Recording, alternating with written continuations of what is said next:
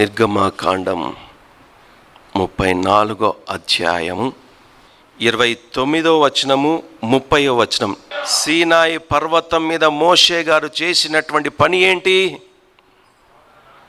ఏం చేశాడు సీనాయి పర్వతం మీద? ఎవరు చేశారు? మోషే గారు సీనాయి పర్వతం మీద ఎత్తైన స్థలంలోకి వెళ్ళిపోయి, ఒక్కడుగా వెళ్ళిపోయి, ఒంటరిగా వెళ్ళిపోయి మోషే గారు ఏం చేశారంటే గన ముఖాముఖిగా దేవునికి పాదాల చెంత మోషే గారు ప్రార్థన చేస్తూ వచ్చాడు. హల్లెలూయా, హల్లెలూయా. మోషే గారు చేసినటువంటి ప్రార్థన ముగించుకొని ఆయన దిగి వచ్చేటప్పుడు తన చేతుల్లో ఏముంది? ఏ పలకలు అవి? ఎన్ని పలకలు ఉన్నాయి? 2 పలకలు ఉన్నాయి. హల్లెలూయా, హల్లెలూయా, హల్లెలూయా. ఆ 2 పలకలు పట్టుకొని మోషే గారు దిగుచుండక అక్కడ తన కింద ఉన్నటువంటి ప్రజలు వాళ్ళు చూసి ఏమంటున్నారో తెలుసా? వాళ్ళు ఏమంటున్నారో తెలుసా?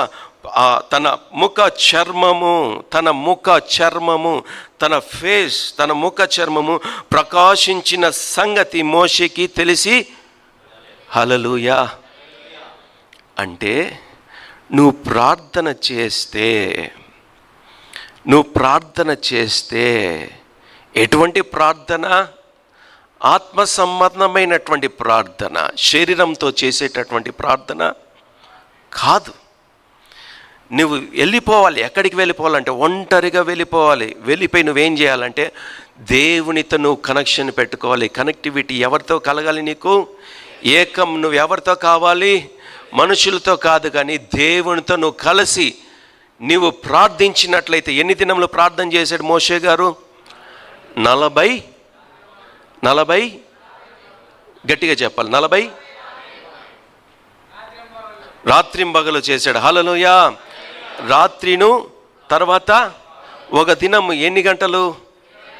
40 × 24 × 40 వేయండి. ఎంత వస్తుంది అన్నా? 880 గంటలు. హల్లెలూయా, హల్లెలూయా. ఇక్కడ మనం చూసుకుందాం. 1 గంట, రోజుకి 1 గంట ఎవరైనా ప్రార్థన చేసిన వాళ్ళు ఉన్నారా ఇక్కడ?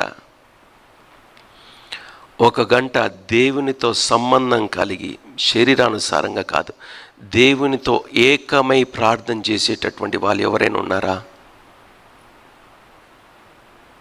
అలా ప్రార్థన చేస్తే నిన్నున్నటువంటి ఆత్మీయత ఈరోజు నీలో కనపడదు.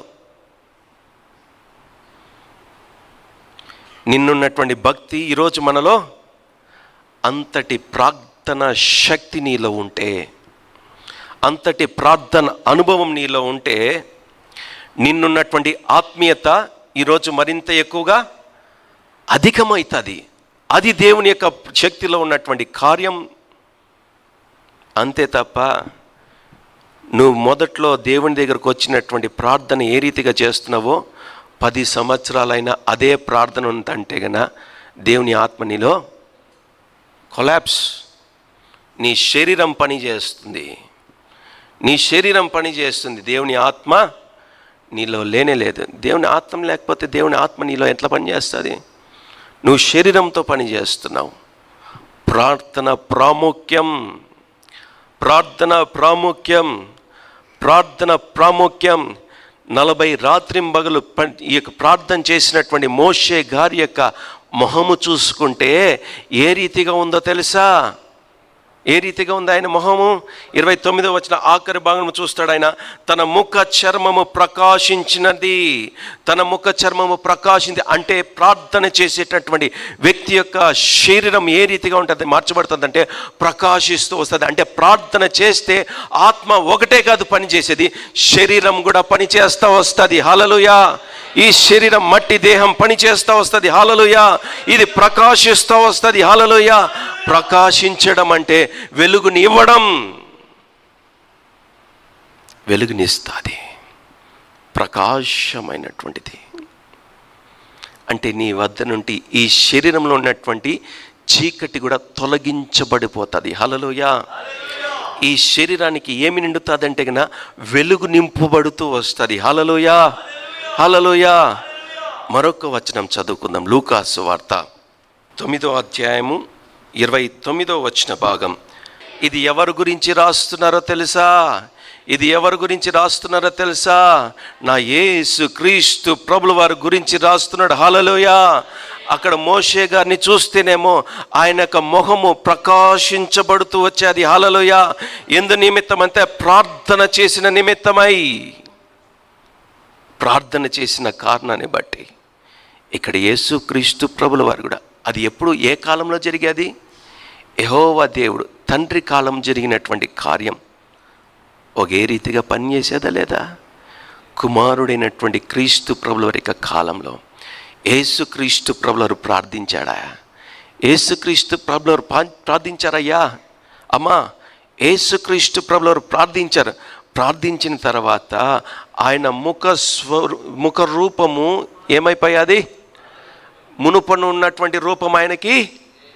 హల్లెలూయా.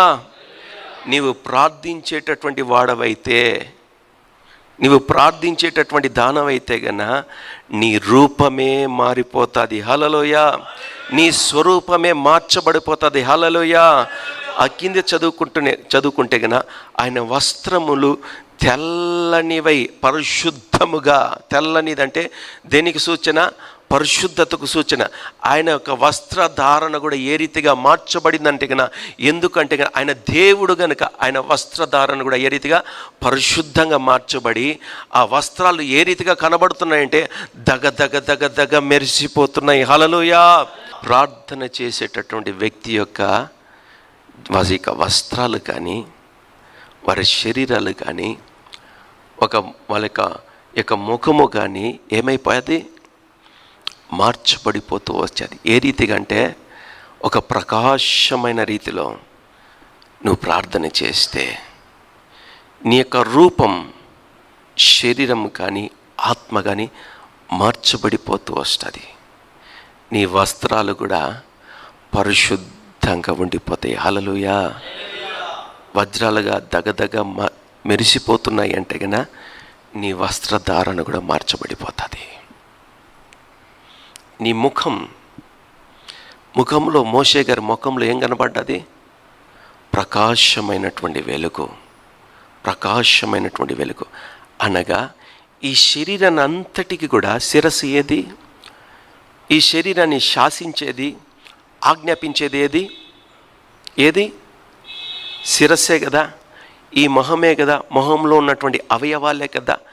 ఈ మొహంలో ఉన్నటువంటి ప్రతిదీ కూడా చీకటి సంబంధమైనటువంటివి, పాప సంబంధమైనటువంటి ప్రతి వాటిని కూడా నువ్వు ప్రార్థన చేసేటటువంటి వాడవైతే, దానవైతే, దేవుని ముందర పెట్టుకొని దేవునితో ఐక్యపరచబడి నువ్వు చేసేటటువంటి ప్రార్థన ఆ రీతిగా ఉంటే గన శిరసై ఉన్నటువంటి చీకటి సంబంధమైనటువంటి ఈ ప్రతి ఒక్క అవయవాలు కూడా ఒక ప్రకాశమైనటువంటి రీతిగా మార్చబడిపోతాయి, వెలుగుకరంగా మార్చబడిపోతాయి. అంటే గన దేవుని యొక్క పరిశుద్ధాత్మ నీలో నింపబడిపోతుంది. హల్లెలూయా.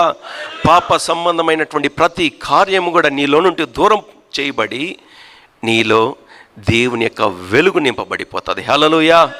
హల్లెలూయా. నా ప్రియమైనటువంటి దేవుని బిడ్డలారా, నా ప్రియమైనటువంటి దేవుని బిడ్డలారా, ఈరోజు నువ్వు చేసేటటువంటి ప్రార్థన ఏదో పోయి ఏదో చెప్తారు, అంశాలు చెప్తారు, అంశాలు చేసేసి నీవు ప్రార్థన ముగియంగానే ఏం చేస్తావు? ప్రార్థన ముగిసిపోయిన తర్వాత, అయిపోయిన తర్వాత నువ్వేం చేస్తావు? నువ్వు ఏదైతే ప్రార్థన చేసి ఉంటావో భక్తిగా గట్టిగా నోవాహనలాగా ఆవేశంతో చేసే ప్రార్థన, గట్టిగా చేసేటటువంటి ప్రార్థనలో నువ్వు చేసేటటువంటి ప్రార్థనకి, నువ్వు ప్రార్థన అయిపోయిన తర్వాత మాట్లాడేటటువంటి మాటలకు వ్యత్యాసం ఉందంటే శరీరమే పనిచేస్తుంది. శరీరమే పనిచేస్తుంది. నా ప్రియమైనటువంటి దేవుని బిడ్డలారా, ఇక్కడ 2 విషయాలు దేవుని యొక్క వాక్యంలో ఉంటే లేఖనాలు 2 చూపించాను. ఒకటి మోషే గారిని మీకు ఉదాహరణకు అర్థమవడానికి, రెండవది యేసుక్రీస్తు ప్రభువులను చూపించాను. నా ప్రియమైనటువంటి దేవుని బిడ్డలారా, మీరు చేసేటటువంటి ప్రార్థన ఈ యొక్క శరీరానుసారంగా మీరు చేస్తున్నారంటే గన అది వేషధారణ, అది వేషధారణ. నీ మొహంలో ఇంకా ప్రకాశమైనది కనిపించడం లేదు. నీ మొహంలో లూకా 9:23 చూసుకున్నట్లయితే ఆయన ముఖ రూపము మారెను, ఆయన వస్త్రములు తెల్లనివై దగ దగ దగ దగ మెరియుచుండెను. హల్లెలూయా, హల్లెలూయా. అంటే నీ శిరస్సు ఏ రీతిగా మార్చబడిపోతుందో, నీ శిరస్సు ఏ రీతిగా ఉంటుందో అదే రూపములో, అదే పోలికలో, అదే సొగసులో నీ రూపమే కాదు, నీ యొక్క మొహంలో ఉన్నటువంటి కార్యములే కాదు, నీ శరీరం ఒంటి మీద ఉన్నవన్నీ కూడా పరిశుద్ధంగా మార్చబడిపోతాయి. హల్లెలూయా. అనగా లోక సంబంధమైనది ఏది కూడా నీ శరీరంలోనికి రావడానికి వీలు లేదు, రాదది. లోక సంబంధమైనది నీ శరీరంలోకి వచ్చింది అంటే అది పాపం. ఈ వాక్యానుసారంగా అది చీకటి సంబంధమైనటువంటి కార్యం. నీవు ప్రార్థన కలిగి నువ్వు జీవిస్తూ ఉంటే నీ మొహం వెలిగింపబడుతుందంటే కనుక నీ శరీరం కూడా వెలిగించబడుతూ వస్తుంది. నీ మొహమే, నీ యొక్క రూపమే మార్చబడలేదు అంటే గన నీ శరీరం ఎక్కడ పనిచేస్తుంది? ఈ శరీరాన్ని ఆజ్ఞాపించేది, శాసించేది, అవయవాలు పనిచేసేది ప్రతిదీ కూడా ఎక్కడి నుండి సప్లై అవుతుంది? శిరస్సులో నుండి. నీవు ప్రార్థన దేవునితో కలిసి నువ్వు ప్రార్థన చేసేవాడివైతే, దేవునితో మమైకమైనటువంటి వాడవైతే గన ఆనాడు మోషే గారు చేసినటువంటి ప్రార్థన వలన ఆయన యొక్క మొహము ప్రకాశించెను అని రాయబడిన రీతిగా దేవుడు ప్రకాశిస్తాడు నీ శిరస్సు మీద ఉండి. హల్లెలూయా. దాని మీద ఉండి దేవుడు ప్రకాశిస్తూనే ఉంటాడు. హల్లెలూయా. ఆయన ప్రకాశమైన వెలుగు నీ శిరస్సు మీదే కాను నీ శరీరం అంతటి మీద ఆయన వెలుగుతో నింపేస్తాడు. హల్లెలూయా. అనగా పరిశుద్ధాత్మతో, దేవుని యొక్క మహిమతో దేవుడు నింపుతాడు. దేవుని యొక్క మహిమతో నింపుతాడు.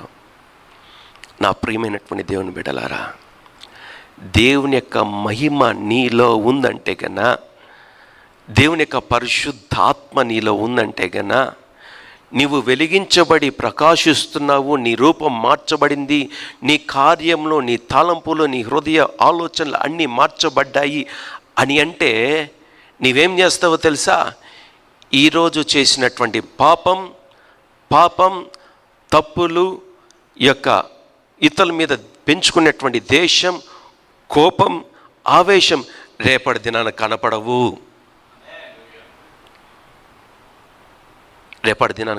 అవి ఎందుకు?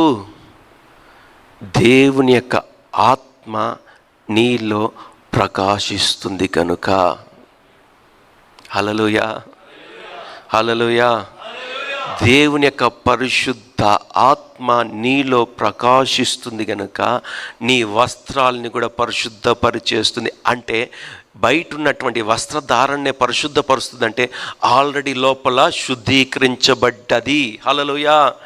నీ హృదయాన్ని, నీ శరీరాన్ని కూడా పవిత్రపరచబడ్డది. హల్లెలూయా. ఇటువంటి అనుభవం మనందరికీ కావాలి. ఇటువంటి అనుభవం నీకు కావాలి. ఏదో వారానికి ఒకసారి వస్తున్నాం, ప్రార్థన చేస్తున్నాం కాదు క్రైస్తవ్యం. నీ వ్యక్తిగత ప్రార్థన జీవితం ఆదివార దినాన సంఘంలో ఏ రీతిగా ఉందో, నీవు కుటుంబంలోకి వెళ్ళినా ఎప్పుడు ఉన్నా ఒకే ఆలోచన, ఒకే తలంపు, ఒకే మాట నీ జీవితంలో కనబడాలి తప్ప మరొక మాట, వ్యతిరేకమైనటువంటి ఆలోచనలు తిరిగి నీ శరీరంలోకి ప్రవేశిస్తున్నటువంటి దయ్యం నీలో పనిచేస్తుంది. ఇది సత్యం. దయ్యం నీలో పనిచేస్తుంది. దయ్యం ఖచ్చితంగా ఇది దయ్యమే, అపవాదే, సాతానుడే దేవుడు కానే కాదు, దేవుని కానే కాదు. ఈ రోజున దేవుని మందిర ఆవరణంలో నువ్వు నిలిచి ఉన్నావు, ఆరాధిస్తున్నావు, స్తుతిస్తున్నావు, గంతులు వేస్తున్నావు, చప్పట్లు కొడుతున్నావు, బిగ్గరగా కేకలేస్తున్నావు. నీ కుటుంబానికి పోయిన తర్వాత అవేం నీలో కనబడలేదే? వేశ్యధారణ, వేశ్యధారణ, వేశ్యధారణ. నా ప్రియమైనటువంటి దేవుని బిడ్డలరా, ఈ రోజున మీరు వేషాన్ని వేసుకొని వస్తున్నారా? వేషాన్ని వేసుకొని వస్తున్నారా? ప్రార్థన నాకంటే గొప్పగా ఎవరు చేయలేరని విర్రవీగుతున్నావా? అది నీ శరీరంతో చేసేటటువంటి ప్రార్థన. నాకంటే ఎక్కువసేపులు ఎవరు చేయలేరని అనుకుంటున్నావా? అది నువ్వు శరీరంతో చేసేటటువంటి కార్యం. అది దానివలన ఎటువంటి ప్రయోజనం లేనే లేదు. ఎవరు చేస్తున్నారో